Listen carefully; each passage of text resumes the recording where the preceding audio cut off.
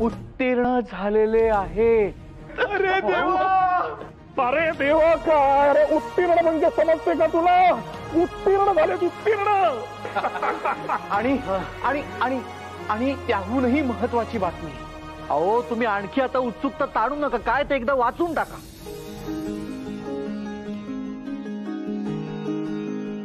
आपल्या शाळेतल्या 2 विद्यार्थ्यांना, जोशी आणि पानसे यांना प्रतिष्ठेची जगन्नाथ शंकर शेठ संस्कृत शिष्यवृत्ती देखील प्राप्त झालेली आहे. आता करा अभिनंदन, आता करा अभिनंदन. अभिनंदन. खरोखर आनंदाच्या बातम्या आहेत या. आज म्हणजे आपण आनंद साजरा करून पेढेच वाटायला हवेत. आपटे, आजच्या दिवस खर्चाचा विचार करू नका म्हणजे झालं. खरं म्हणजे आज आपण स्वतःला काहीतरी बक्षीस दिले पाहिजे. गुरुजी, मी पारावर जाऊन पेढे घेऊन येऊ? उत्तम. पळता. हे मात्र याला पाठ झालेले आहे. पण बळवंतराव, विद्यार्थ्यांचं हे यश म्हणजे एक प्रकारे बक्षीसच आहे आपल्याला. अगदी अगदी अगदी. आता महाविद्यालयासाठी थांबायचे नाही. महाविद्यालयाची प्रवेश परीक्षा, प्रिव्हियस फी आता आपण ताबडतोब घ्यायला हवी. वर्ग भरवण्याची परवानगी देखील मागायला हवी. इमारतीचे काम होत राहील. आपल्या या 14 विद्यार्थ्यांना घेऊन आपण आत्ताही वर्ग भरवू शकतो. आता हेच आपलं बक्षीस.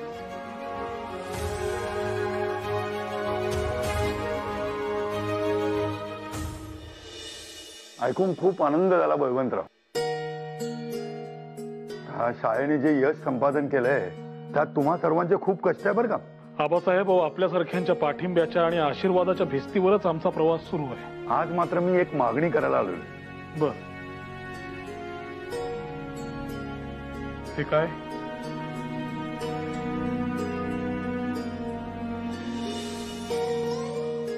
मार्च महिन्याच्या 17 तारखेला आमच्या लेखाचा दत्तक विधी आहे. म्हणून गोपाळराव आणि तुम्हाला आग्रहाचे आमंत्रण देण्यासाठी आलेलो आहे. वा वा वा, उत्तम. आबासाहेब, अभिनंदन. वा वा वा, अभिनंदन. बसा बसा. आपण इतक्या अगत्याचं आमंत्रण घेऊन आलात, फार मोलाचं आहे आमच्यासाठी. परंतु गोपाळराव आणि मला, आम्हा दोघांनाही जरा येणं कठीण दिसतंय. अहो, असं कसं म्हणताय बळवंतराव? अहो, या कोल्हापूरच्या गादीच्या हक्कासाठी आपण लढलात, प्रसंगी तुरुंगातही गेलात आणि या अन्यायाची दखल सगळ्या जगाला, अगदी पार 7 समुद्राच्या पलीकडे लंडनला देखील घ्यायला लावली. आणि आता या कोल्हापूरच्या गादीचा नवा वारसदार येत असताना तुम्ही उपस्थित असायलाच हवं. काय होत आई, अचानक हसायला काय झालं तुम्हाला? काही नाही हो, आठवलं एकदम काहीतरी. काय ते? मी यांच्या घरी नवी लग्न करून आले होते ना, तेव्हा लहानच होते म्हणा वयाने, फारशी समज नव्हती. मला बाई सगळ्याचा रागच येईल सारखा, आणि मी काही ना काही कारण काढून भांडत असायची सतत. एकदा सासूबाई मला म्हणाल्या सुद्धा, अगं बाई माणसाच्या जातीने इतकं फाडफाड बोलणं बरं नव्हे. त्यावर मी त्यांना आणखी रागात विचारलं, मग संताप आला की काय करावं बाई माणसाच्या जातीने? अगं बाई, मग काय उत्तर दिलं त्यांनी? त्या मला असं म्हणाल्या की बाई माणसांची जी घरातली कामं असतात ना, तीच तिचा संताप दूर करायला पुरेशी असतात. म्हणजे असं पहा, जरा राग आला की घराची झाडलोट करून टाकायची. म्हणजे माझघर, आजघर, परसदार, अंगण, ओसरी सगळं कसं लख्ख करून टाकायचं. म्हणजे घराचीही झाडलोट होते आणि मनाचीही. मग एक दिवस मी त्यांना जाऊन म्हटलं, सगळं घर लखलखीत करून झालं, पण अजून काही माझ्या मनातला संताप जात नाही, आता काय करावं? मग मला म्हणाल्या, आता की नाही भामे, तू कांडण करायला घे. म्हणजे मनात आलेला संतापाचा विचार असा उखळीत घालायचा आणि कांडण करायचं. वहिनी, बाई माणसांची ही जी कामं असतात ना, ती काही फक्त संसार चालवण्यासाठीच उपयोगी पडतात असं नाही. मनातल्या भावभावनांचा निचरा करण्यासाठी ती उपयोगी पडत असतात. काकू, इथं स्वयंपाकघरात आतच या. अहो काकू, सावकाश हो, किती घाई. अगो, बातमी कशी आहे? कानावर पडली आणि धावत इथे आले. नाही, आता इतक्या धावत पळत आलात म्हणजे बातमी महत्वाची आहे हे कळलंच. काय झालं काय? अगो त्या रमाबाई विलायतेला गेलेल्या, त्यांनी ख्रिस्ती धर्म स्वीकारला अशी कुजबुज होती ना, ती खरी आहे. अगो बाई, काय आली असेल, पण मी आता जे सांगणार आहे ना त्याने तुम्हाला धक्काच बसेल. अगो त्यांनी केसही कापले. आहेस कुठे? काय अगो बाई,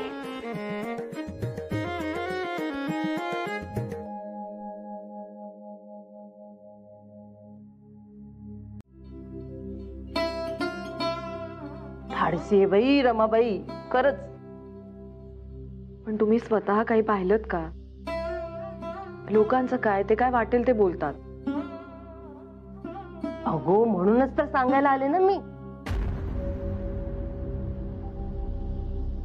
यशोदे,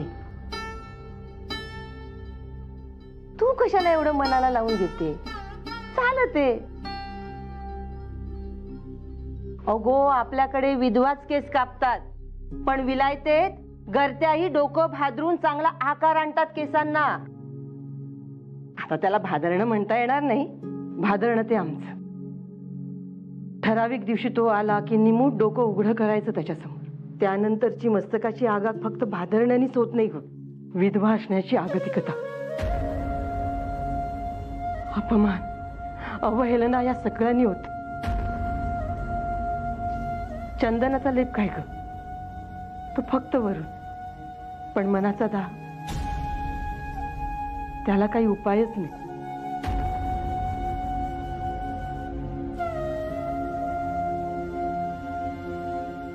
अगं पण त्या रमाबाई किती छान दिसतात केस कापल्यावर. मी तर म्हणते विधवेचे केस कापायचे असेल तर कापा,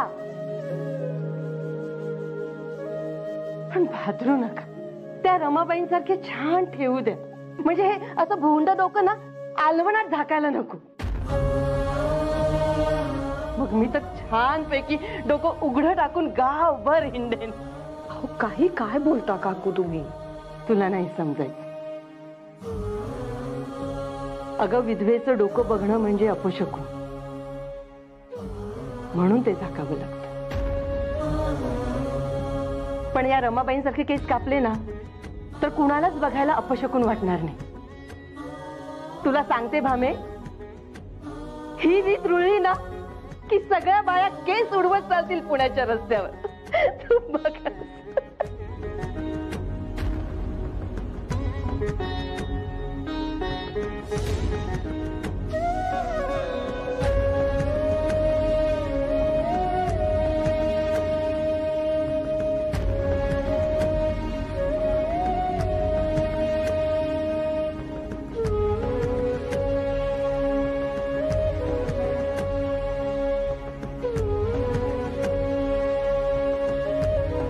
आबासाहेब, इथली व्यवस्था ठीक आहे ना?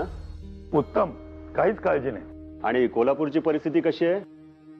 महाराजांच्या मृत्यूनंतर सर्वच कठीण झालं होतं, पण आता सगळं ठीक. आणि आपल्या मुलाचं शिक्षण? तेही व्यवस्थित चालू आहे. आपण अजून थोडं सरबत घेता का? नाही, नको.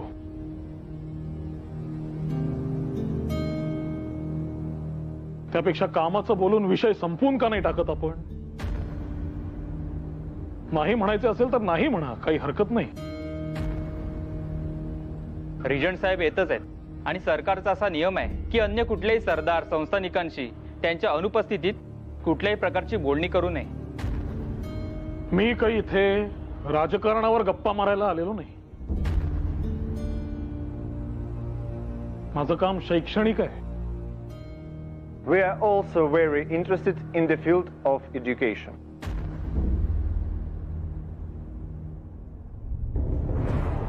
Please sit.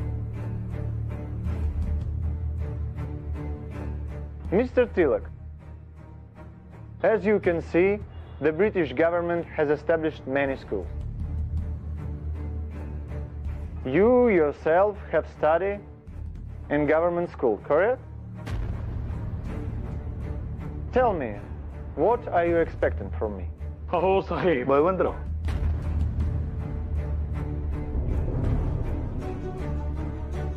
या बाबतीमध्ये मी महाराज साहेबांशी बोललोच आहे. नव्या महाविद्यालयासाठी 10,000 रुपयापर्यंत रक्कम देण्याची यांनी कबूलही केलेले. आता शिक्कामोर्तब झालं आणि रक्कम हातात आली की प्रत्यक्ष कामाला सुरुवात होईलच. Is it true? Have you already agreed to it? शैक्षणिक काम आहे, राजकीय नाही. आणि गरज पडली तर हे पैसे आम्ही खाजगीतूनही देऊ. Mr. Tilak, I am sure that you're going to visit many princely states regarding this. अर्थातच तुम्हाला ठाऊक आहेच, महाविद्यालय उभं करणं हे काही एका व्यक्तीचं काम नव्हे. I totally agree with you, but you will incur the capital from many royal states and will build an institution yourself. That is why we must be very careful about it. I hope you understand. Yes, I will be sanctioning these funds to you as a region. Namjoshi आता काय करावं? अहो हा कसला विचित्र पेच आलाय समोर. आपटे, आता त्याचं उत्तर माझ्याकडे असतं तर अजून काय हवं होतं? अहो पण या सगळ्याचा शेवट काय होईल? नाही तुम्हाला काय वाटतं?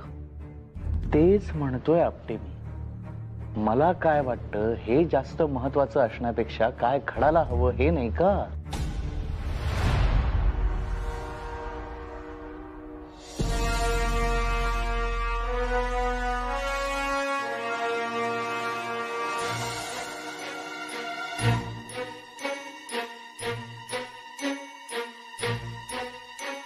मी खरं तर हे कधीच मान्य केलं नसतं बळवंतराव, पण सारासार विचार करता जे कार्य आपल्याला उभं करायचं आहे त्यासाठी या गोष्टींना महत्व न दिलेलं बरं. हे तुम्ही म्हणताय आगरकर? पूर्वी या जेम्स साहेबाबद्दल तुम्हीच केसरीतून कठोर भाषेत अग्रलेख लिहिले. तो लेख आठवतोय ना, ज्यात तुम्ही म्हणाला होता या जेम्स फर्ग्युसन साहेबाला स्वतंत्रपणे कुठलीही गोष्ट सुचत नाही आणि जरी ती सुचली तरी ती हट्टाने अंमलात आणणं हे धैर्य त्याच्याजवळ नाही. आज जर रिचर्ड टेम्पल गव्हर्नर असते तर हे कोल्हापूर प्रकरण इतके भिजत राहिले नसते. केसरीचा 20 जून 1882चा अंक मला आठवतोय. आठवतंय बळवंतराव, मलाही आठवतंय, पण ती भूमिका आणि ती भाषा त्यावेळची गरज होती. आणि परत अशी भूमिका घ्यायची वेळ आली तर केसरी मागे हटणार नाही याची कल्पना आहे ना तुम्हाला? आणि हा प्रश्न सर्वांसाठीच आहे.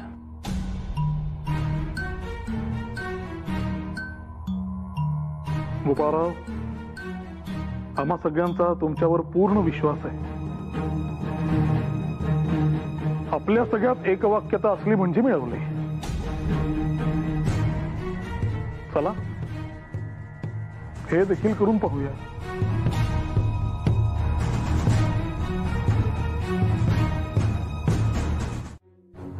परंतु आपला मुख्य प्रश्न हा जागेचा आहे. आतापर्यंत सरकारने आपल्याला शनिवारवाड्याची जागा कबूल केली होती, परंतु आता त्याऐवजी बुधवार बागेची जागा घ्या आणि तीही कमी पडली तर फरासखान्याची जागा त्याला जोडून घ्या असा हुकूम आलाय. काय? फरासखान्याची जागा महाविद्यालयाच्या विद्यादानाच्या कामासाठी? अरे हा सरकारी आदेश म्हणायचा की थट्टा? आपल्याला मदत करणं त्यांच्या हाती असल्याने निवडीचं स्वातंत्र्य आपल्याकडे उरलेलं नाही. मला मान्य आहे आगरकर, पण हे शांत व्हा जरा. त्रागा करून काहीही हाती यायचे नाही. आणि काय हो आपटे, नामजोशी, तुम्हाला सरकारी जागा तर हवीच, शिवाय ती कुठली हे निवडण्याचं स्वातंत्र्य देखील हवं. हे असं कसं होईल? तसं असेल तर मग हे सगळं अनुदान, मिळालेलं सगळं दान आपण सोडून देऊया. काय म्हणता?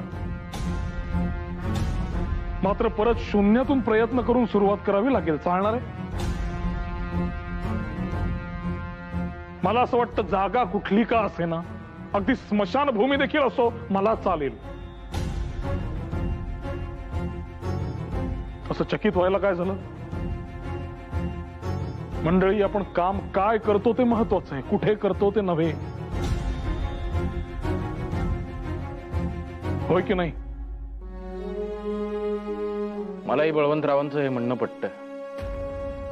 आपटे, तुम्हाला काय वाटतं? हो,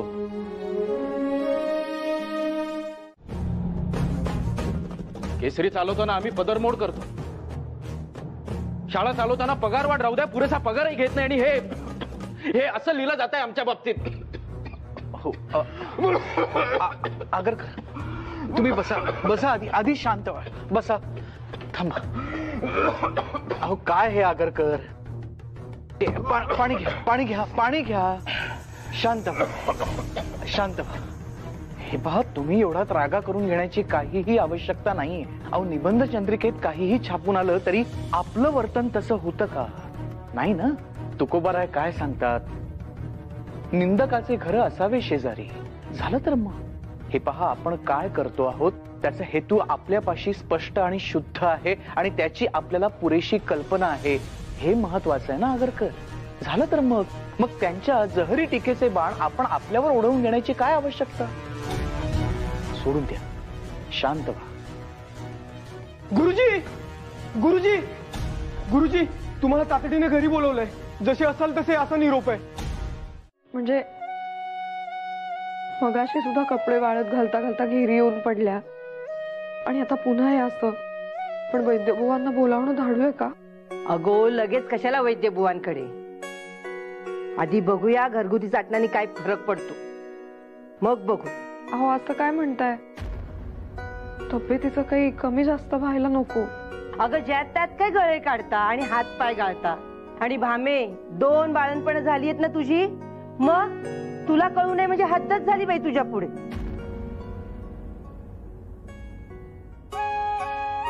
म्हणजे धन्य झाली बाई भामे तुझी. ताई, कृष्णा कुठे आहे? ती मगाशी आली होती माझ्याजवळ. मी भाकरी थापत होते चुलीकडे आणि तिला पाणी हवं होतं. मला नंतरच आठवत नाही. अहो, तुम्ही आधी इथे स्वस्त बसा. पाहू पाहिलं, इथे मी यांची काळजी करते आणि यांना कृष्णेची पंचायत. पण सांगा ना, कुठे ती बरी आहे ना? तिला लागलं नाही ना? काही झालं नाही तिला. छान खेळती अंगणात. वहिनी, काय झालं? ताबडतोब घरी असा निरोप होता. काही झालं नाहीये, जराशी घेरी आली होती इतकंच. परत घरी आली?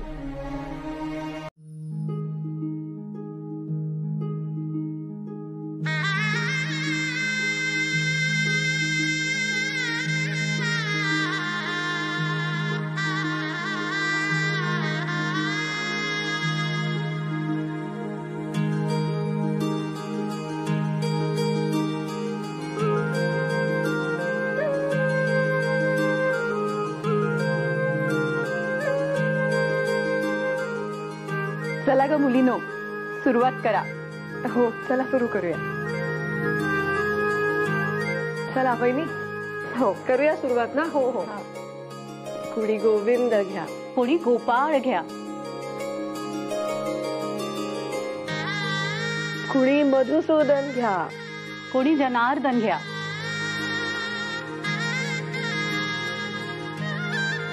कुणी बाळकृष्ण घ्या, कोणी वासुदेव घ्या. चला या आता.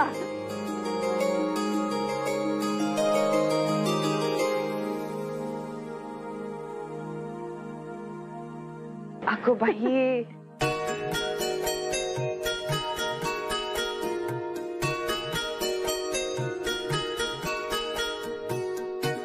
वहिनी सांगायचं ना नाव? यशवंत. अगो बाई, छान. यशवंत गोपाळ आगरकर.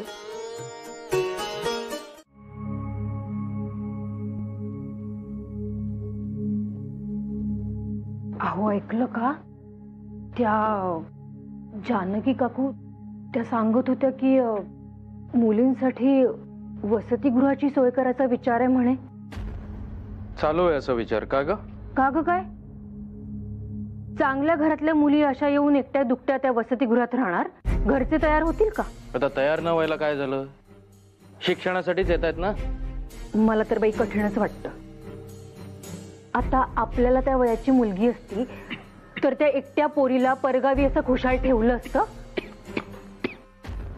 ठेवलं असतं की त्यात काय.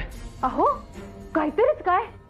मुलीची जाती, मुलीची अब्रू म्हणजे काचेचं भांड असतं. उद्या काही वावगं घडलं म्हणजे. आता यात अब्रूचा संबंध काय आला यशोदा. एक लक्षात घे, काळ बदलतोय आणि येणाऱ्या आधुनिक जगात स्त्रियांना पुरुषांच्या बरोबरीनं शिक्षण घेण्याची गरज आहे. आणि जर का हे अंतर कमी झालं तर समाजामध्ये स्त्री पुरुष समानता येईल. आणि मला सांग, अशी समानता समाजामध्ये आली तर ती चांगली आहे का वाईट आहे. चांगलंच म्हणायचं. मग झालं तर. आणि पिढ्यानपिढ्या चालत आलेल्या गोष्टी जर बदलायच्या असतील तर थोडी कुरबूर होणारच. पण मानसिक दृष्ट्या आपण तयार असायला हवं, तरच ते बदल स्वीकारणं आपल्याला सोपं जाईल. तरी पण अहो म्हणजे असं वयात आलेल्या मुलीने परगावी एकटीने राहणं हे कितपत योग्य आहे. अगदी योग्य आहे. मुलींचं शिक्षण वाढीस लागलंच पाहिजे. समाज म्हणून आपली जबाबदारी येते. प्रत्येक पालकाने आपल्या मुलीला घरच्या शिक्षणाबरोबरच बाहेरच्या जगातलं शिक्षणही द्यायला हवं. आणि खरं सांगायचं तर मातृभाषेतून शिक्षणाचा मी पुरस्कार आहे. शिक्षण हे मराठीतूनच व्हायला हवं. त्यामध्ये स्त्री आणि पुरुष असा भेदभाव नसायला पाहिजे. पण तुर्तास तरी या साहेबाच्या भाषेचा आधार आपल्याला घेतल्याशिवाय पर्याय नाही.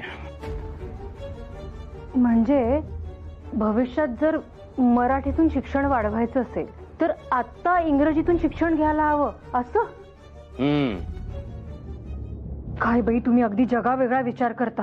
मला तर ना कधी कधी कळतच नाही तुम्हाला नेमकं काय म्हणायचंय. हरकत नाही, सोप्या शब्दात सांगतो. काट्यानं काटा काढायचा. म्हणजे बस सांगतो. म्हणजे इंग्रजांच्या आधुनिक विचारांचा, शिक्षण पद्धतीचा वापर करून त्यांनाच आपल्या देशातून हाकलून द्यायचा.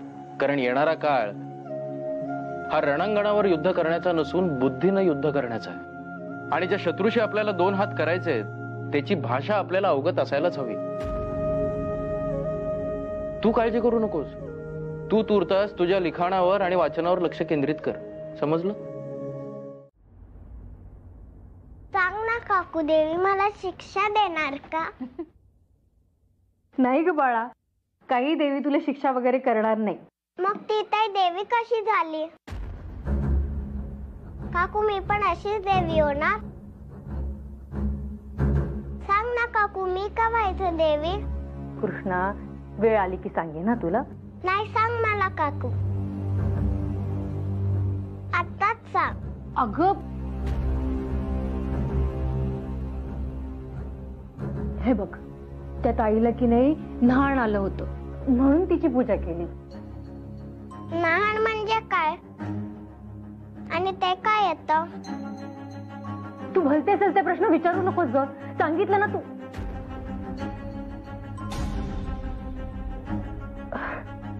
कृष्णा बाळा, तू जा बरं, हातपाय धुवून घे. आणि हातपाय धुवून आल्यावर आपल्याला मुळाक्षर गिरवायचे आहेत बरं का. जा पळ. नाही, तू आत्ताच सांग. बरं बाई, हातपाय धुवून झाले ना तुझे की सांगते. हा जा पळ आता.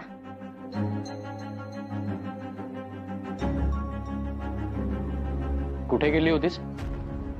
नामजोशींकडे. त्यांच्या सुनेचा न्हाणवलीचा कार्यक्रम होता ना, त्याचं आमंत्रण होतं. अहो कृष्णा ऐकेच ना, हट्टच धरायला लागली. मग ताई म्हणाला तिलाही घेऊन जा. म्हणून त्या एवढ्याशा पोरीला या अशा वेडगळ कार्यक्रमाला घेऊन गेलीस का?